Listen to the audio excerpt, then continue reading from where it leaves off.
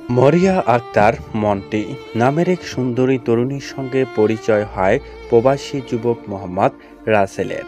কিছুদিনের মধ্যে প্রেমের সম্পর্ক গড়ে ওঠে।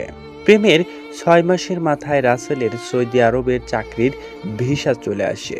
বিদেশে যাওয়ার আগে মন্টি বিয়ের বায়না ধরেন। উপায় না পেয়ে রাসেল নরসিংদী কোর্টে গিয়ে মন্টিকে বিয়ে করেন।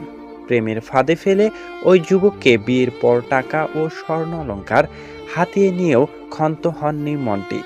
তার পরকীয়ার ঘটনায় ফাঁস হওয়া মাত্রই রাসেল ও তার বাবা মা সহ পরিবারের 6 জনের নামে অপহরণের ও ধর্ষণের মামলা দেন।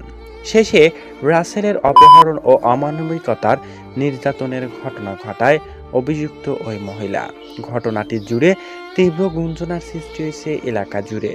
একজন মহিলা হয়ে কিভাবে এমন হৃদয় বিতরক ঘটনা ঘটিয়ে দিতে পারে, টাকা নিয়েও যেন শান্ত হননি তিনি। প্রিয় দর্শক, বিস্তারিত ঘটনাকে ঘিরে আপনার কিছু বলার থাকলে তা কমেন্ট করে জানান। ধন্যবাদ।